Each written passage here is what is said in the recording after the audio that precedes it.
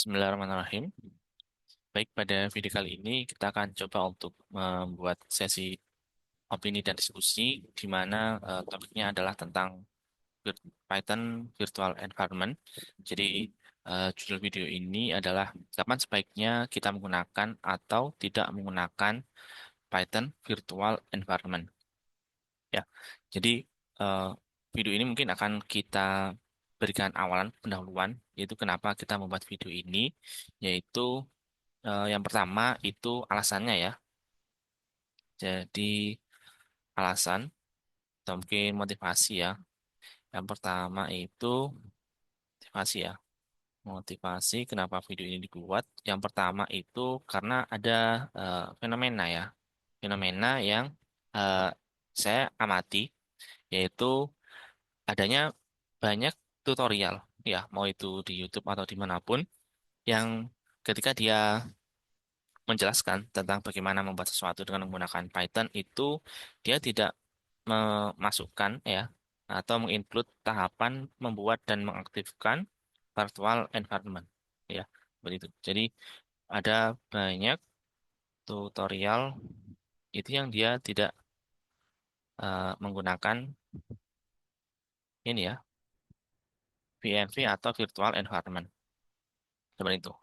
Padahal virtual environment kita ketahui kalau kita membaca dokumentasi resminya, ya itu termasuk yang direkomendasikan untuk setiap pembuatan proyek berbasis Python. Kemudian yang kedua itu, akan tetapi ya, ketika kita lihat juga dari sisi teori ya, dari sisi teori itu penggunaan virtual environment itu hanya dibahas secara eh, konsep aja ya.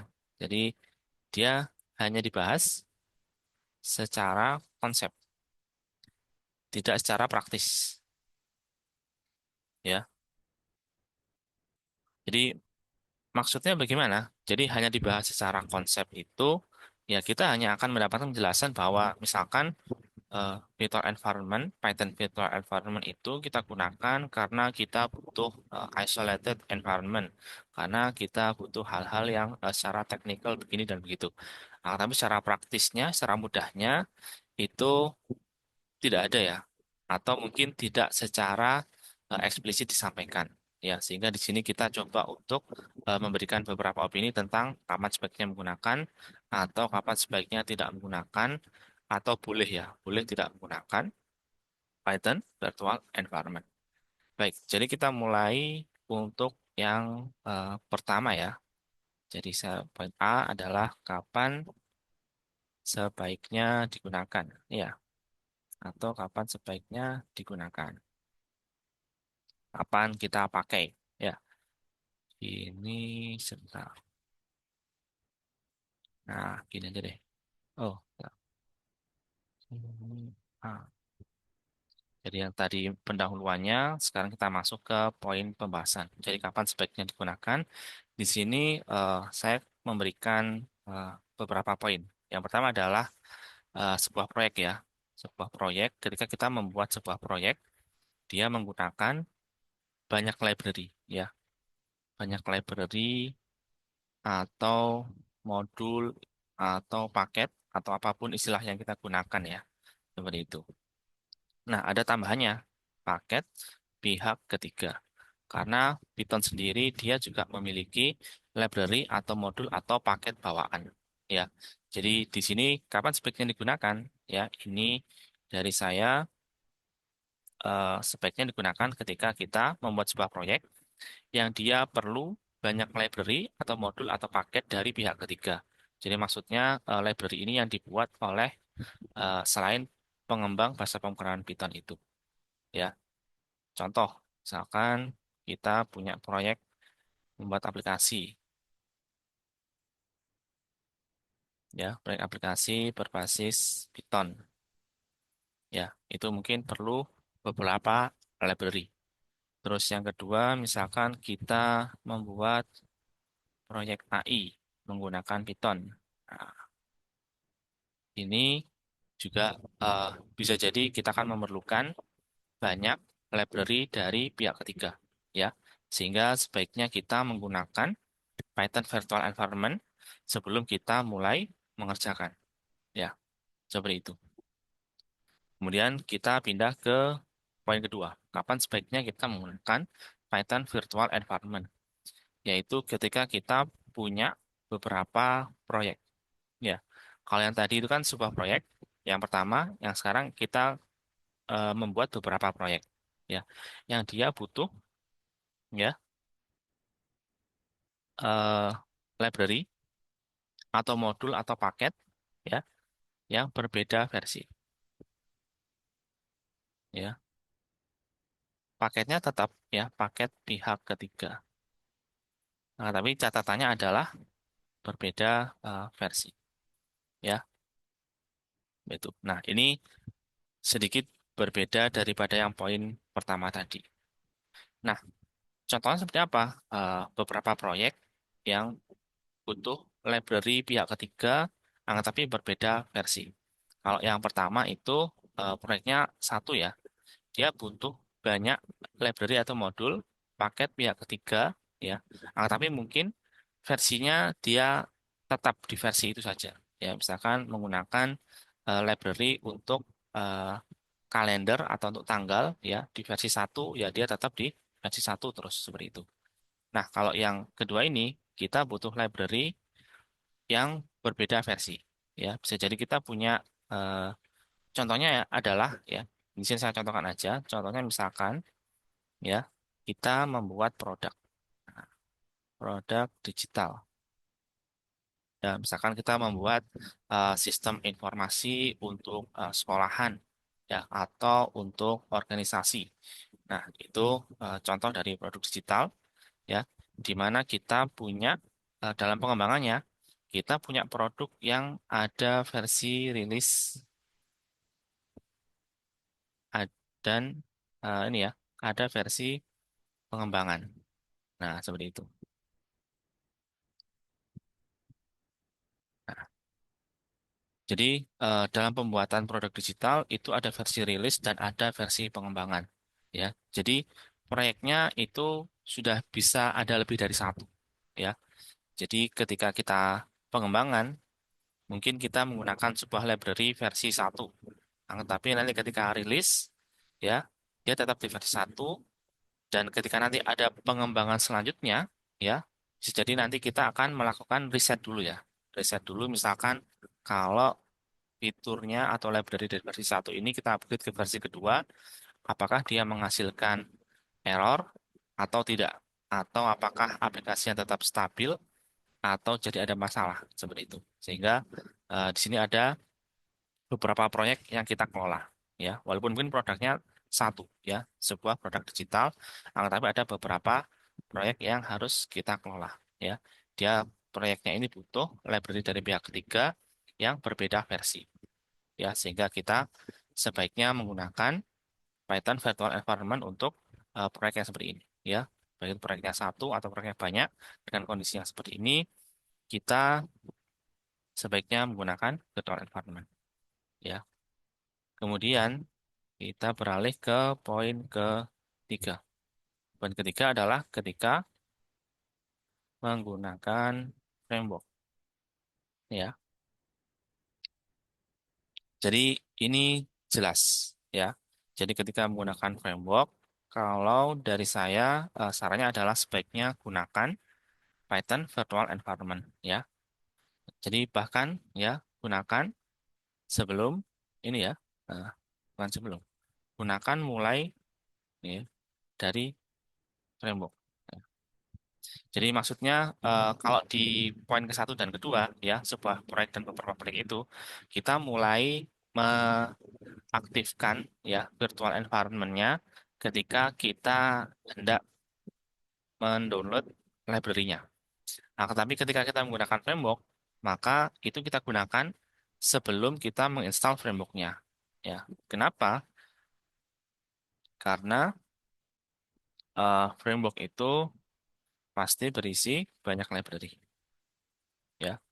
Misalkan framework untuk web development ya atau framework untuk AI development ya itu pasti berisi banyak library ya jadi sebelum menginstal frameworknya itu kita install kita aktifkan virtual environment-nya. Seperti itu ya. Kemudian itu kurang lebih ya untuk eh, poin tentang kapan sebaiknya kita menggunakan virtual environment. Nah, sekarang kita akan beralih ke poin C ya, di mana kita kapan boleh tidak menggunakan. Nah, ini ya, kapan boleh atau kapan tidak pakai. Ya, jadi di sini saya ada beberapa poin juga. Yang pertama adalah ketika kita menggunakan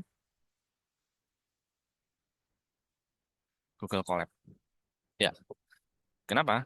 Ketika kita menggunakan Google Colab itu kita boleh tidak menggunakan virtual environment.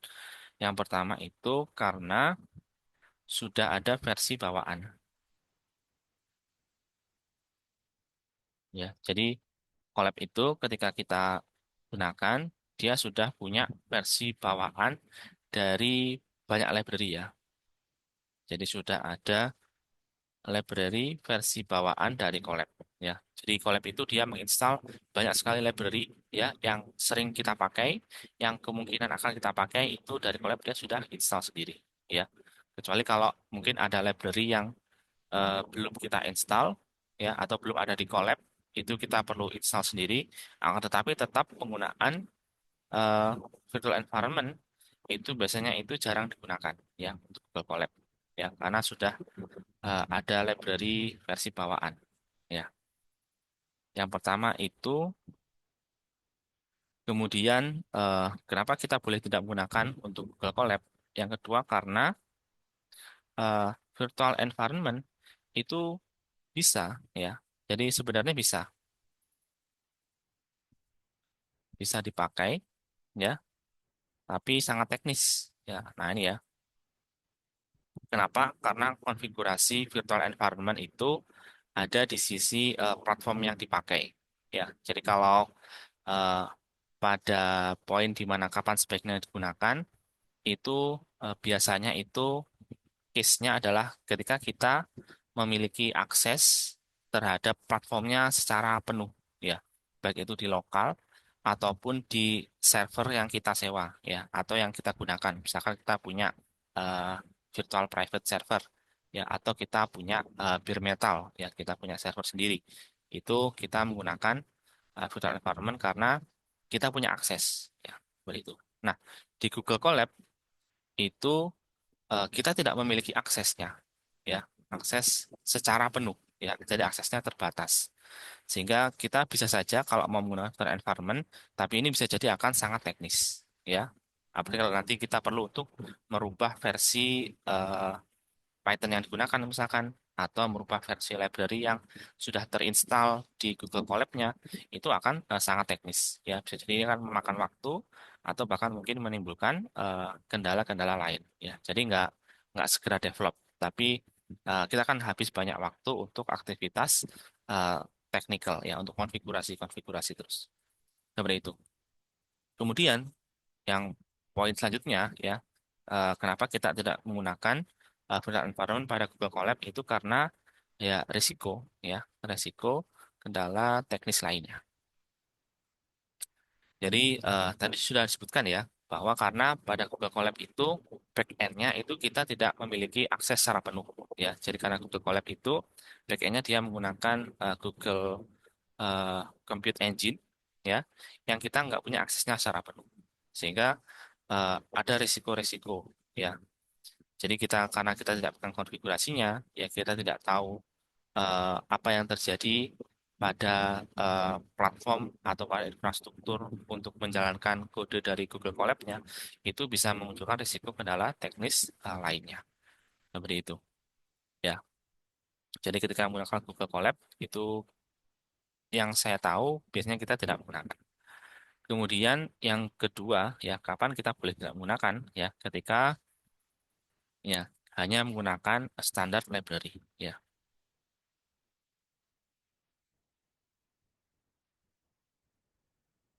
Jadi ketika kita hanya menggunakan standar library bawaan dari Python itu kita boleh ya seperti itu. Jadi contohnya misalkan ya kita itu hanya menulis kode Python ya, kode ya, kode dasar ya, kode dasar. Saya menyebutnya kode dasar, maksudnya adalah kode yang bisa langsung kita tulis tanpa perlu menambahkan library dari pihak ketiga ya. Jadi kita menggunakan eh, kode dasar yang ada di standar library seperti itu. Ya, jadi kita cuma nulis kode dasar. Jadi membuat script-script Python untuk dijalankan, ya, itu kita bisa ya tidak menggunakan virtual environment. Ya, jadi karena eh, tidak ada environment yang kita butuhkan secara spesifik. Ya, belum ada kebutuhan secara spesifik untuk eh, menggunakan environment tertentu. Ya, jadi cuman untuk belajar misalkan seperti itu. Jadi kita bisa langsung membuat proyek Python-nya tanpa harus menggunakan virtual environment. Kemudian yang selanjutnya itu ya, ini ada satu lagi yaitu ketika kita menggunakan library bawaan ya, menggunakan ya, jadi library bawaan Python. Nah, ini ya. Jadi ini lebih spesifik dari yang saya maksud hanya menggunakan standar library. Jadi ini misalnya ya, bentar, saya berikan contoh. Misal kita menggunakan ini. eh,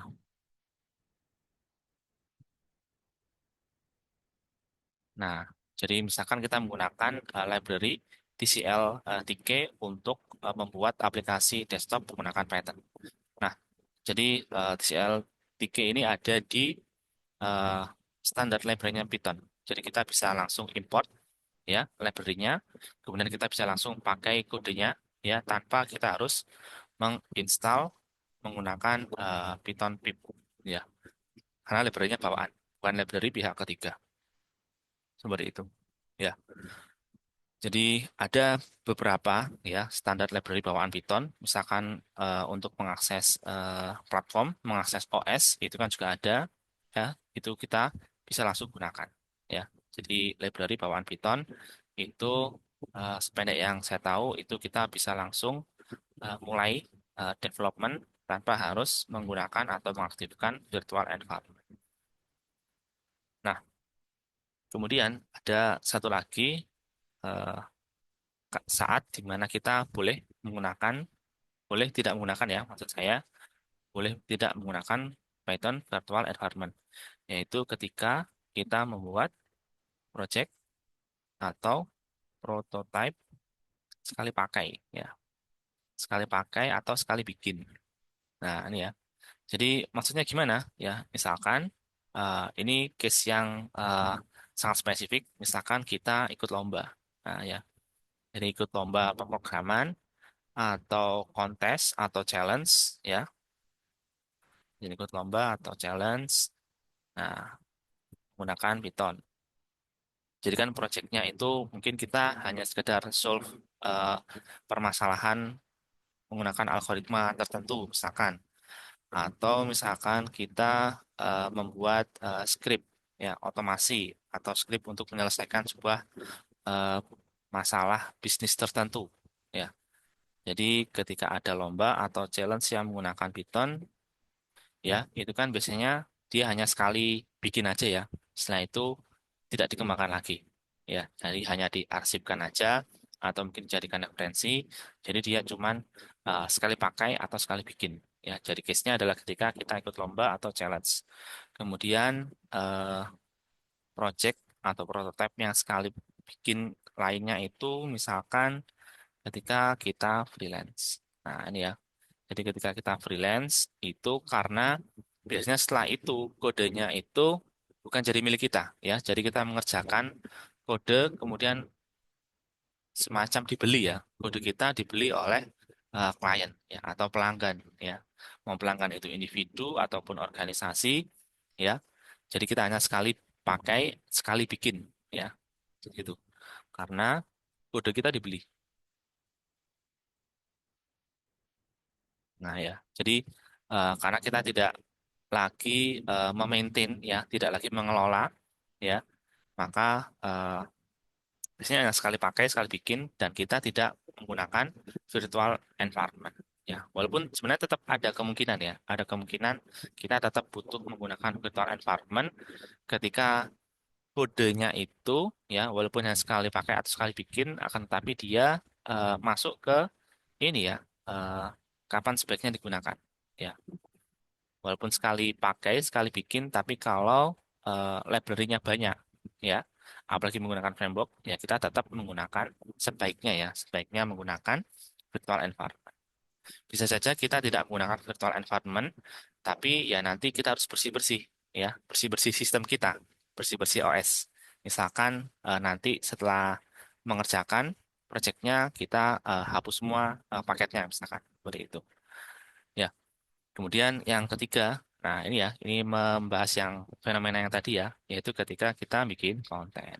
Ya, itu karena ya ini banyak sekali motivasinya ya. Kenapa ketika membuat konten kita cukup sekali bikin aja dan tidak harus menggunakan eh virtual environment ya, seperti itu. Karena eh, ini ada banyak faktor. Kita coba ambil yang positifnya. Kenapa ketika membuat konten kita tidak harus menggunakan virtual environment walaupun secara praktis ya itu secara ini ya saran atau rekomendasi itu sebaiknya menggunakan ya karena ingin fokus di development ya itu ya jadi fokusnya eh, lebih ke how to-nya bukan development sih kita coba ke ini ya gunakan istilah how to ya. Jadi misalkan bagaimana cara membuat website menggunakan Python ya seperti itu atau bagaimana cara membuat proyek AI ya menggunakan Python. Nah, itu karena fokusnya ingin di how to aja. Jadi secara teknis tentang konfigurasi eh, platform atau environment itu mungkin di skip ya oleh pembuat kontennya.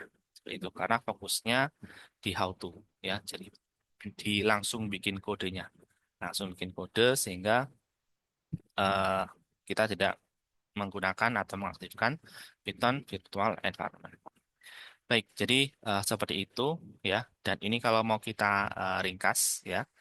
Jadi dari video kita tentang kapan sebaiknya menggunakan atau tidak menggunakan Python virtual environment itu ini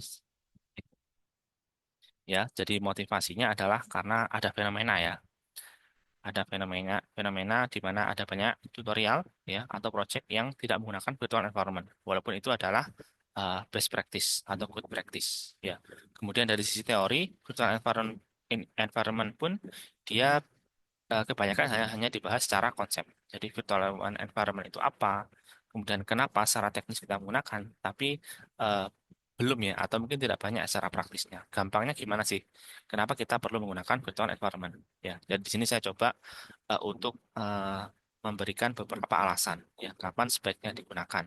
Misalkan untuk sebuah proyek ya yang dia perlu banyak library dari pihak ketiga atau beberapa proyek yang butuh banyak library ya yang berbeda versi ya sehingga kita perlu kelola dengan menggunakan virtual environment atau ketika menggunakan framework. Nah, ini jelas ya ketika menggunakan framework eh, pastikan menggunakan virtual environment karena framework itu nanti versinya pasti selalu diupdate ya. Ya, dan framework juga berisi banyak library. Nah, intinya adalah kapan sebaiknya digunakan, ya. Kalau mau lebih singkatnya adalah ketika kita membuat proyek atau produk yang dikelola, ya, yang dikelola untuk jangka panjang, ya, dikelola untuk jangka panjang dan produknya itu menggunakan banyak paket, ya, menggunakan banyak library, ya. Jadi sebaiknya menggunakan Python Virtual Environment. Kemudian kapan eh, sebaiknya tidak digunakan atau kapan kita boleh tidak menggunakan, yaitu ini ada beberapa case yang saya sampaikan, yaitu ketika menggunakan Google Colab misalkan, atau ketika hanya menggunakan standar library dari Python, ya. Jadi hanya menulis kode dasar, hanya menggunakan library bawaan, jadi yang tidak terlalu kompleks ya secara program. Kemudian untuk project atau prototype yang sekali pakai atau sekali bikin. Ya, jadi simpelnya kapan kita boleh tidak pakai, yaitu ketika kita membuat proyek yang tidak terlalu kompleks ya secara teknis, atau proyeknya itu tidak kita kelola dalam jangka panjang. Ya, karena misalkan ketika kita freelance, ya itu kan proyeknya dibeli oleh pihak lain, ya, atau diambil, digunakan oleh pihak lain, dan kita tidak lagi ikut mengembangkan atau mengelola seperti itu. Jadi eh, tidak lagi dikelola dalam jangka panjang. Baik, kurang lebih seperti itu video kali ini. Barangkali ada yang memiliki pendapat berbeda atau mungkin ada yang memiliki sanggahan terhadap apa yang sudah saya sampaikan. Silahkan disampaikan lewat komentar. Mari kita berdiskusi. Sekian.